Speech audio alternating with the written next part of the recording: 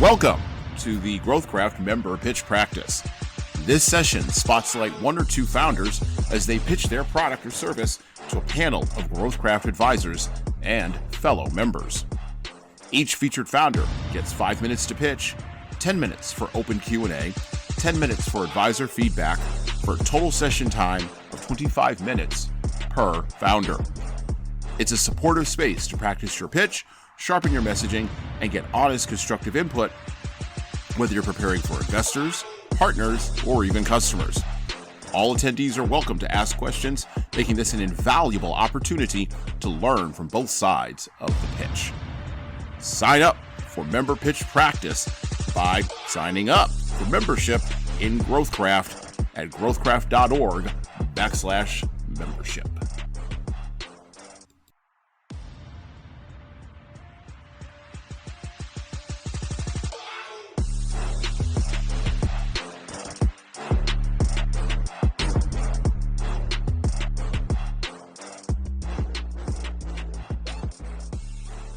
Hello, everybody, and welcome to the GrowthCraft podcast. My name is Hasan Sorrells. This is Tom Libby. Welcome back, everybody. And like I said, you are listening and even watching the GrowthCraft podcast. The GrowthCraft podcast is designed with the startup founder in mind. This podcast is committed to growing your connections to our GrowthCraft advisors, increasing your engagement with the overall GrowthCraft community, and growing your knowledge about all of the benefits that GrowthCraft can provide for your startup. We can't wait to bring you along on our journey today. Now, on our show, we interview startup founders, advisors, and others who are members of the GrowthCraft community about their journey, their process, their product, and the project that they are launching into the world. And I'd like to welcome to the podcast today, Shah Nawaz. How are you doing, Shah? Thank you so much, Sorrel. Basically, my name is Shah Nawaz. So I'm the founder of the Altegon. So Altegon is primarily provide the simple, secure video communication platforms for the meetings, webinars, and the live streaming, which can be integrated in your existing platform and which can be used as a standalone platform. All right. Well, that actually answers the very first question I had, which was for our listeners, what is it that you do exactly? So you went right ahead and jumped in and answered that question. Are there any other details you'd like to add to that? Anything you'd like to fill out for our listeners? Yeah, sure. So when it comes to the people say in terms of the why your solution is simple, secure, and the scalable. So the point is that the Zoom is already there, but the main point is the difference is on the cost side. Okay, so the cost is the major factor which differentiate us from all of the others competitors. Okay, so for example, we promise to our customers that you can get your ROI in 3 to 4 months. Okay. But obviously it can be varied in the case of what the organization level you are. So either you are on a startups, you are a mid-sized organization or enterprise. Okay, so that's the way we've been just started our journey, and where is the core difference we have with all of our different competitors. So, Shah, usually when we have things like that are innovative, new, that you really want to challenge the market, right? To what you're doing right now. At least I think it's a really good example of a challenger coming into a market. What's the purpose behind, like, what was the reasoning behind it when you thought of, I have to do this? Like, what were you thinking when you were thinking that I know there's a problem out there to be solved with the Zooms and the Google Meets and the Teams of the world. I want to solve this problem. What was your thought behind that, and what was the reasoning that you thought that you could be the one to do that?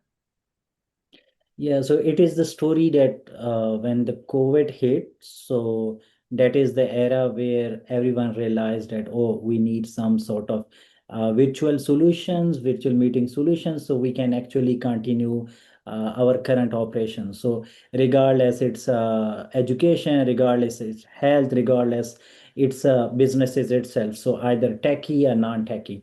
So at that time, I have a conversation with my uncle.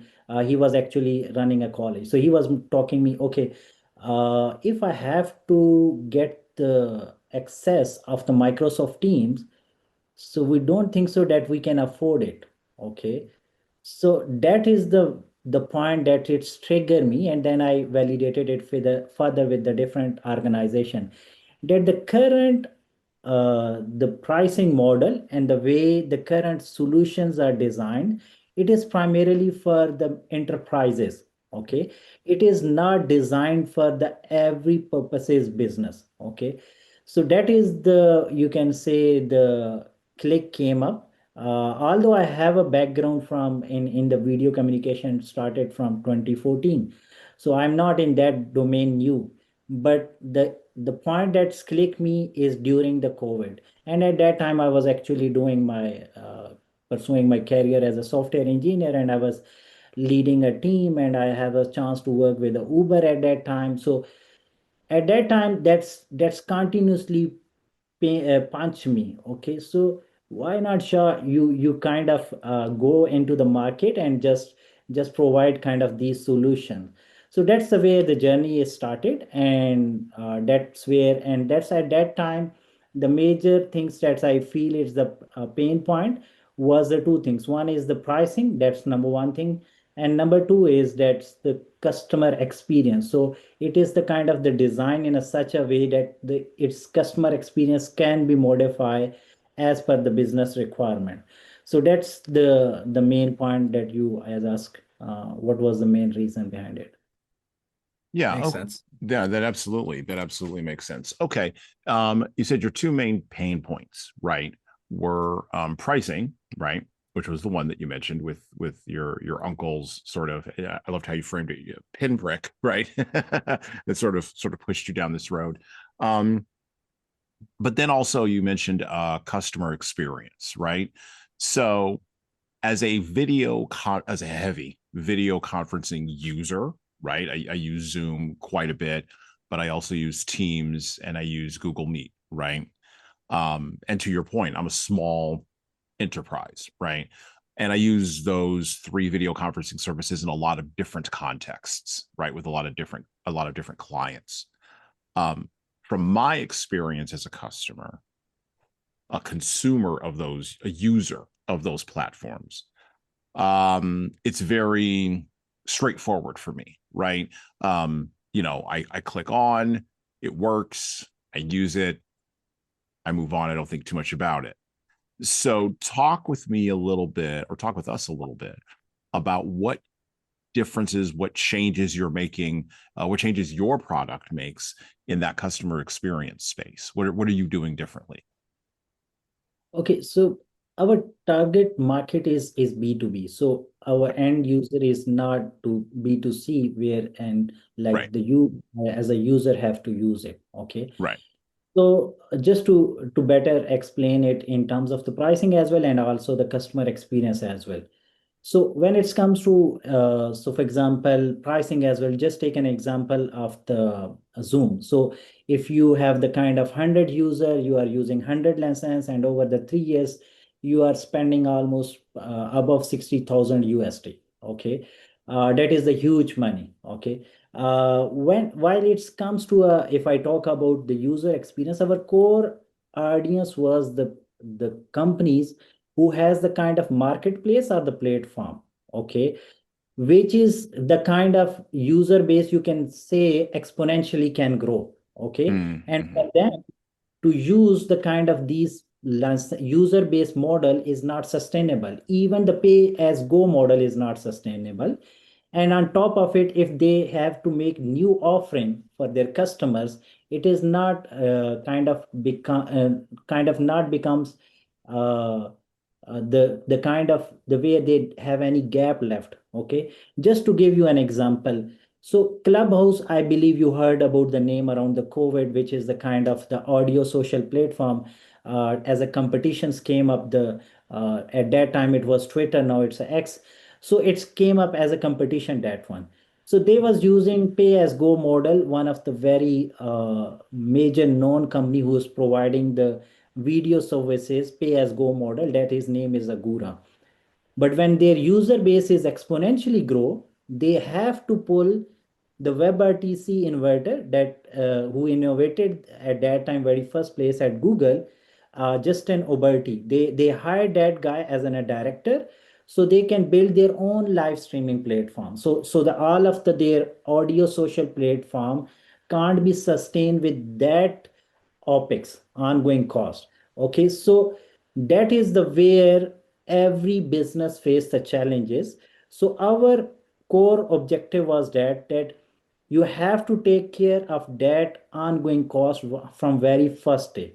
Okay, because if you surpass the 5 users, so you have the kind of a very massive cost going on. Okay, so our you can say that every customers who has 5 or more than 5 kind of as an audience is the kind of the ideal customer for us. Okay, that's where we fit on the terms of the second you talk about the experience.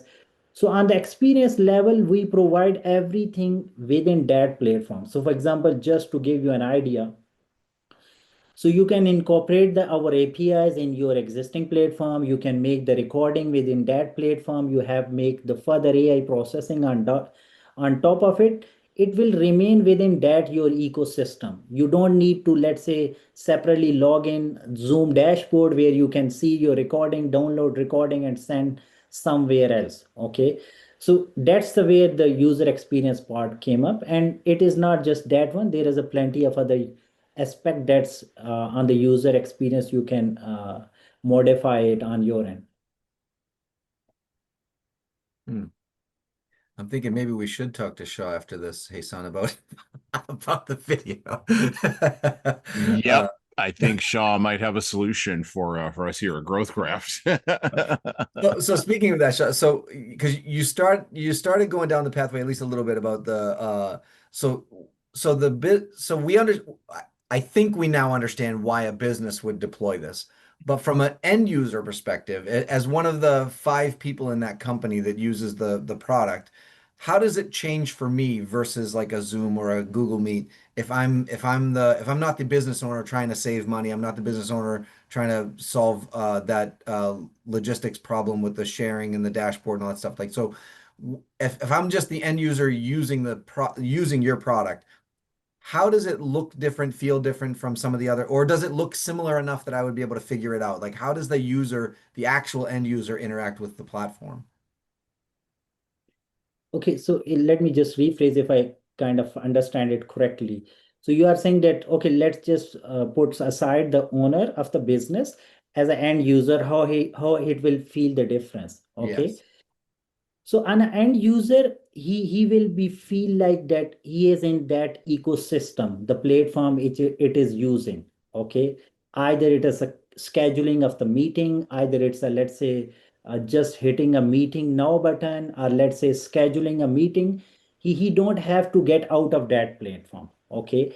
And as for the video window, I believe it is more like same for if you use the Teams, if you use the Zoom, and even if you use our solutions, that window will remain kind of same one. The only difference is that the branding will be changed as per that the provider you are using.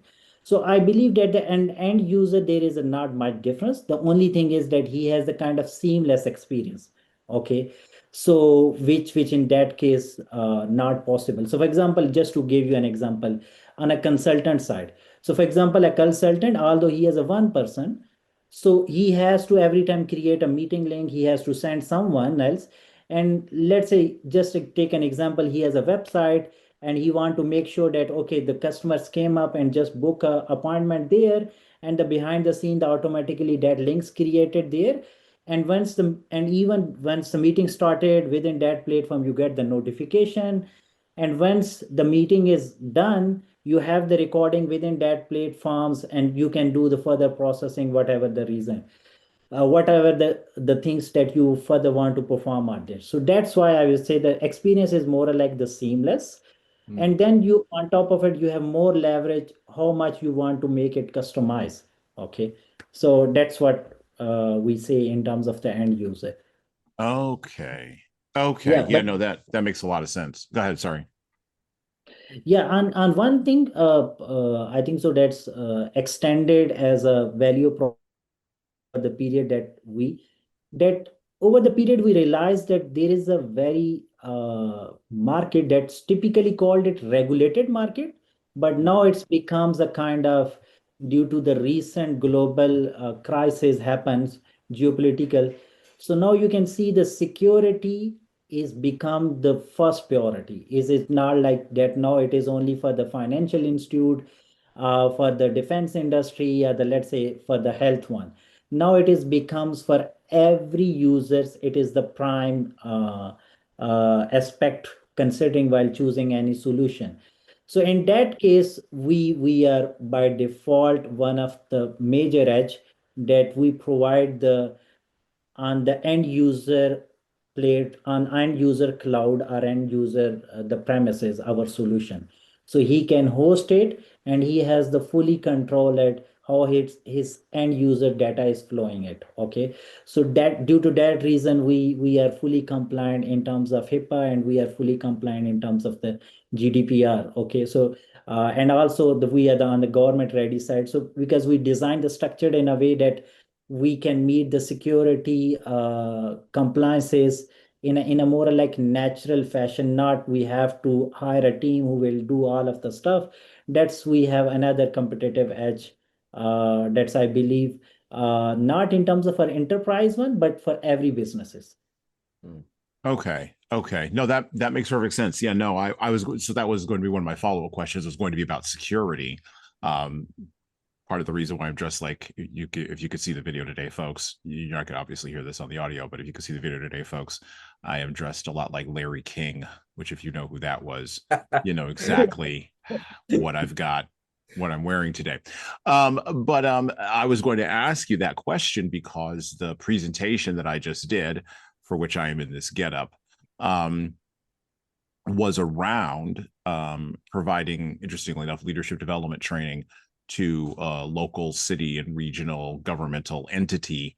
And one of the things that they brought up during the course of our 2-hour training this morning was cybersecurity, with a cybersecurity expert in there. And he was very emphatic, right, on really engaging around leadership in tech, and around providing solutions that were, to your point, secure, but also affordable for a locality, right? That's a small town versus a big metropolitan area or a nation state, something like that, right?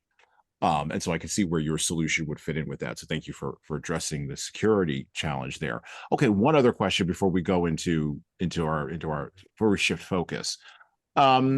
One of the things about these platforms, particularly well, just the big three that we've already named, right? Zoom, Teams, and Google Meet. One of the things about those platforms is they have inbuilt video streaming capabilities where they can link outwards to like a YouTube or a Vimeo or something like that. Does your system, does your solution, does your API solution provide for that as well? Is that one of the things that you have inbuilt into your solution? Could we do streaming if we wanted to, or something like that with your solution? Okay, so we categorize our users in kind of three products area. So one is the meetings. Okay. The second one is the webinar, which is we called it webinar and small events as well. So where we typically range the people around 50 to 2000. Okay. And then we have a solutions which is for the live streaming. Okay, where you have to reach out to large audience. So we primarily categorize in that way. Okay, Okay. and we, since as at the very start, our core focus is that we incorporate within the ecosystem of existing businesses, like their platform and marketplace. But yes, our the stream can also be populated on the YouTube. But if you ask me right now, we have the API, we don't have the API build it for it. The reason being is because our end market doesn't need that one. Okay, Mm-hmm. we know very well about it, how to just to put it in which format we have to provide our that video. So it can be published on the Facebook, it can be published on the YouTube, or any live streaming platform like Twitch and like that one. So that's what I think. So it will answer your question. Okay, great. Yeah, no, that's a great answer. Thanks, Shah. Awesome. So Shah, turn the changing the shifting the direction here. I want to talk a little bit about another organization, the one that's hosting this podcast with you on it today. And I want to ask your opinion about that and give us a little insights about GrowthCraft and your experience with GrowthCraft so far. And tell us if there's anything that you really like about GrowthCraft. I'm kind of curious about how you've felt about the community so far as a whole, and if you've had some positive experiences there. Yeah, sure. So about the growth craft, I want to speak my open heart, because that is the that is the institution I believe who I have learned a lot. Okay. So when the first one of the GrowthCraft member tell me about that one, so he told me that okay, there is a group of consultant who in a single package provide the advice. Okay, so thought, oh wow, what is the unique business model they have? So and then they tell me that okay, I'm getting a lot of benefit in terms of the advice one. So then I ask him, okay, is it that just they are or other the community as well? So then I told him that okay, my primarily idea to join it that I want to learn a lot, because whenever I have a thought, so I just want to discuss with the consultant so they can just give me advice and I'm not making the mistake which other already failed it. And the other is that if in a positive way, if I can contribute on that one.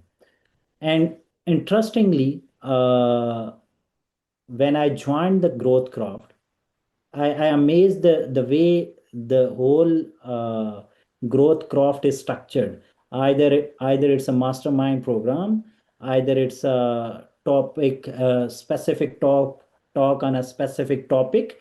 So I'm and then the office hours. So I because I able to connect with the different people. So I find that everyone as a has the kind of a as a very concrete value I get it. So either I met the personally advisor.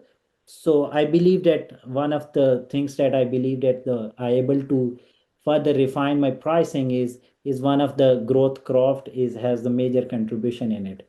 And secondly, the most important thing is that I appreciate the growth craft mastermind program in which someone is just following you, which you make the commitment.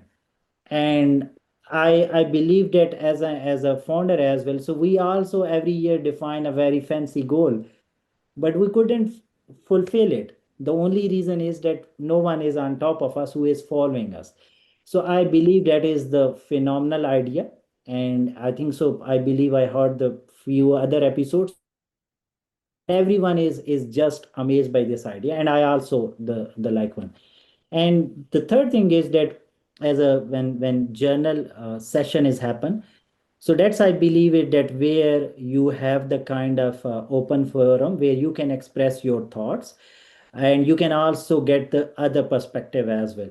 Where I believe it is the kind of where a kind of networking style session where everyone can get benefit from other experiences. So I believe I like every aspect.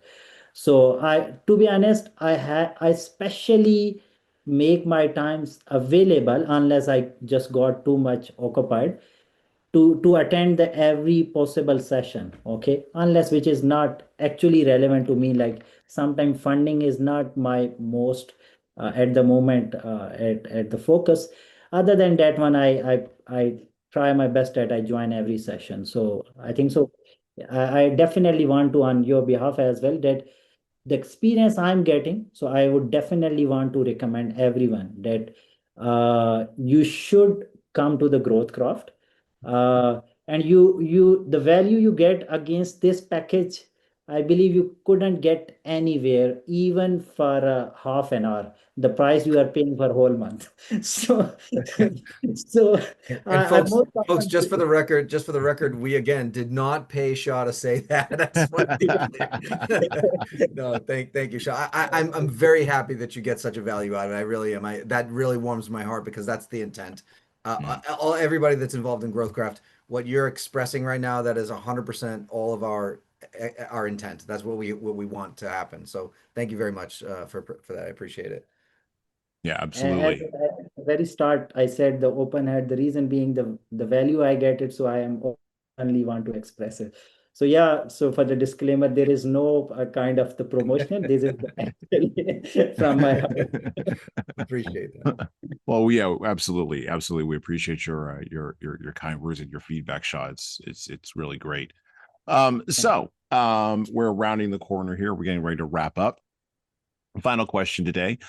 Shaw, what would you like to promote today, if anything? Or how do people check you out? Do you have a website that we can go to?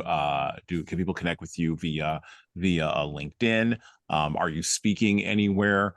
Or are you being interviewed on any other podcasts anywhere where we can check you out and hear a little bit more about your product? Yeah, so people can find us on our official website as well. People can us on the LinkedIn as well, and people also can find us on the social network platforms. So, and also on the email as well. So on our website is altegon.com, Altegon.com. And if someone want to find us on the LinkedIn, so you just have to simply type linkedin.com/companies/Altegon, Altegon. And then if someone want to find us on the Instagram, so you can simply type Altegon official, so you will get there. And if someone want to find on X, so he can simply go to the type Altegon LLC, so he will find us. So if someone want to reach us, so he can simply send us a message at sales@altegon.com.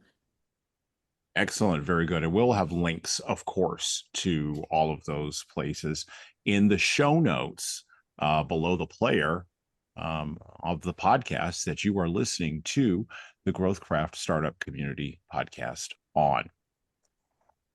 Once again, I would like to thank Shah Nawaz for joining us today. And with that, we're out. So long, everybody.